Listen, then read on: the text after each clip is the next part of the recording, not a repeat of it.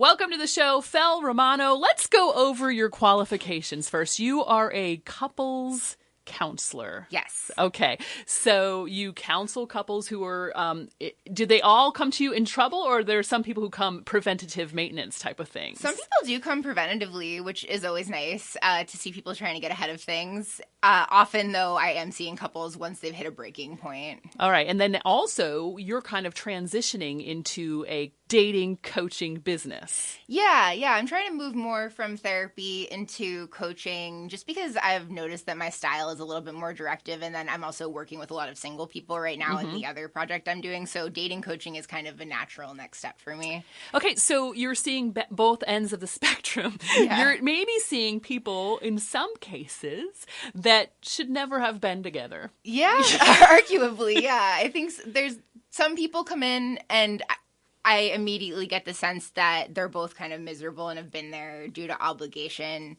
I wouldn't say that's the majority, but I definitely have seen that for sure. And then so in the coaching business, that you could maybe prevent that kind of thing from happening if you did the coaching right. I would like to believe that all of my couples therapy experience and like the hundreds of hours I've spent sitting with couples and unpacking all of their issues would really inform how I approach dating coaching for sure. So I wanted to talk for Wellness Wednesday about romantic wellness. Yeah. All right. Making good decisions about who you're choosing. Ooh, all right. Okay. So I'm in therapy myself, I'll admit that. And we got into a conversation yesterday, my therapist and I, about, and I've always liked to call this your subconscious selection process, who you're choosing that you don't even know on a conscious level that you're choosing.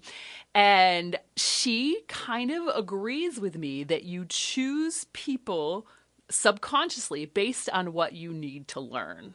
That is absolutely true. I think that you don't even know why you're attracted to some people. You only find out later that you were attracted to different qualities in them that, yeah, maybe weren't always the best, but it was just the attraction that was there. Right. And you can't really like pinpoint it. But if you're like aware of your emotional makeup and so like, for example, say hypothetically, that I had an emotionally distant father. Right. So as so many of us do. Right. Especially in my generation. They're getting better as we get older, as society progresses. But especially my generation, your generation probably were slightly different, I think. Men just weren't very emotionally responsive, trained to be emotional at all. And so we all have these emotionally distant fathers. And then we kind of, some of us, the daddy issues, just keep on repeating the pattern of picking somebody who is emotionally unavailable. Right. Because it's not like, oh, I want to. Yeah, you're not saying it out loud that you want an emotionally It's just you trying to work out something that you never resolved with your own father. So these type of issues are very common. Now, if you were a dating coach, would you coach me away from picking that person or that type of person? I think that you're asking all of the right questions, right? Like, I think there's a lot of inquiry around why you are attracted to someone and kind of looking more closely at that instead of just blindly rushing into something because there's a spark there. And a lot of the time when you kind of slow down around these things, because love is one of those things where people just jump right in a lot of the time. Right. And so I think that you're asking the right questions in that you want to kind of slow down around your process and really sort of ask yourself what you're doing while you're doing it and not later. Okay. Because my thought process was maybe I'm just too unhealthy to be picking people right now. Like, what is that saying they say about you can never love someone until you truly love yourself? But you could spend your whole life trying to figure out how to love yourself. So my therapist on the flip side argues that you should just go with that process as long as you're not picking out somebody who is completely unaware of their crap. So if they're like, yeah, I'm an emotionally unavailable person, but I'm trying to work on that, then they're a good match for you. I think I would slightly disagree in that if someone is identifying out loud to you, they're self-aware enough to know that they're emotionally unavailable, and you know that you gravitate towards people like that and you want to move away from that, I think my sort of mantra is believe people when they're telling you something. Okay, if there's one thing you get from this interview, Make it be that. Believe people when they tell you who they are. Continuing to talk to Fel Romano, who is a dating coach, matchmaker, and couples counselor. She has a history of being a couples counselor and is moving into the dating coaching arena and matchmaking.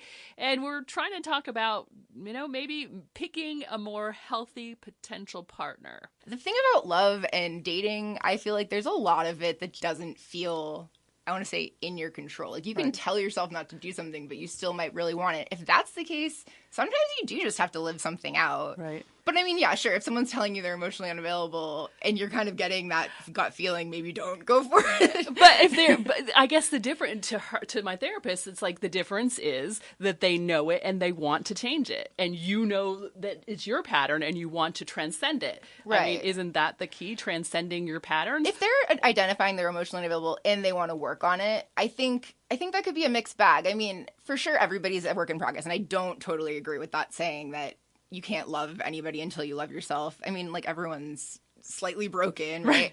I mean, I think that it's kind of nuanced, but I do think if you want an emotionally available person, it would be great if you could find someone who's emotionally available, at least further along in that process, not someone who's just now trying to Hey, I'm emotionally unavailable.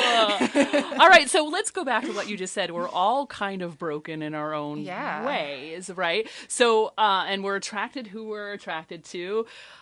Is just love something to be avoided because we're just attracted to other broken people? I believe that may be called trauma bonding. I know a lot of people who avoid love, honestly, because they've been hurt so much. And I am a big proponent of not avoiding it. I think people close themselves off to amazing things because they're afraid of getting hurt, and vulnerability is a huge part of it. But it does sound like when you're asking the question of, is love something to be avoided, maybe there's a big pattern in your love situation that does need to be, like, more mindfully. So I guess I kind of do disagree with your therapist a little bit, because I feel like if you want to make a big change in your patterns, it kind of requires doing something completely different. Right. Okay. Yeah. So if I came to you and I said, Fel, I keep on dating these emotionally unavailable people, and then when I date people who aren't like that, I can't get into it. How would you tell me to proceed? How would you tell a person who's just kind of messes it up every time how to proceed differently? Yeah. I mean, I think that there is something. I read an article recently about Shrekking. People are calling it Shrekking because Shrek, as a character, is kind of like an ugly guy. He's an ogre. Yeah, I saw that too. I saw that article. And it's about how people are more mindfully choosing people that they don't have that passion or spark with, because they know that they want to build something deeper. Yeah, that's a dysfunctional thing that we're chasing, right? Right. There's some level. I mean, I do think you have to be attracted to someone. Right. On some level, but maybe a little bit more of a slow burn is less likely to burn out super quickly. Right. And there could be a mixture. I don't think it has to be all or nothing. You could have a little bit of spark and a little bit of stability and build on both. Safe. Yeah. So there you have it, ladies and gentlemen. Go find your ogre. Let's all get our Shrek. That should be a t-shirt. Go find your ogre. Okay, so let's talk about your dating coaching business. Where can we find you? Yeah, so right now I'm really kind of working on this Cape Cod dating show, and I'm really more focused on that. So my dating coaching, like how to get in touch with me as a dating coach, is on that website. It's whocouldlovethem.com/services, and it kind of lists everything that I do. I also have my couple services listed on there, and matchmaking actually on Cape Cod. So yeah, anything that you are interested in the relationship realm can be found there. So if you're doing the matchmaking, so is that a conversation you're going to have with people about, like, okay, what's your past pattern? Are you trying to get out of the pattern? Stuff like that? Absolutely. Yeah. I think that the matchmaking and the dating coaching really goes hand in hand, because when you put a person on a date and the way that we're doing it, we're filming it. So when I watch how they're acting on the date, it's really perfect, because then I can literally see how they're acting on a date and give them constructive feedback on what needs to happen there. And then there's also the process of choosing better. So it's kind of a full package. Okay, but you're screening them for their issues in the beginning. Oh yeah. For sure. I don't think that's a thing. I think there are matchmaking services, and they're more about like, oh, what do you want as far as like looks and jobs and things like that. I don't think it really gets into a more psychological approach. So I think this is how you might be unique. I've heard some really horrific stories about matchmakers honestly charging thousands and thousands of dollars, and just kind of they're drawing from this pool and not at all thinking about the depth of people's psyche. And I think that's what's great about me being a therapist and having that lens to start out with, is I can't help but ask about people's history and their family upbringing and all of that stuff. Right. So I am so excited about this new idea. So whocouldlovethem.com, right? Yes. And then Instagram is Who Could Love Them? Yes. Okay. So if you like dating coaching, or you'd like to also maybe be matchmade or maybe be on the show, because, those are all the options. Yeah, we're still trickling in singles for the show too. But yeah, there's a services tab like at the bottom of my website where if you just want to hire me to do any of that stuff, we can do that too. I kind of want to hire you now. No, emotionally unavailable people. All right, Fel Romano, thank you so much for talking to us for Wellness Wednesday. WhoCouldLoveThem.com. Thank you so much. Absolutely. Don't give up on love. Find your ogre.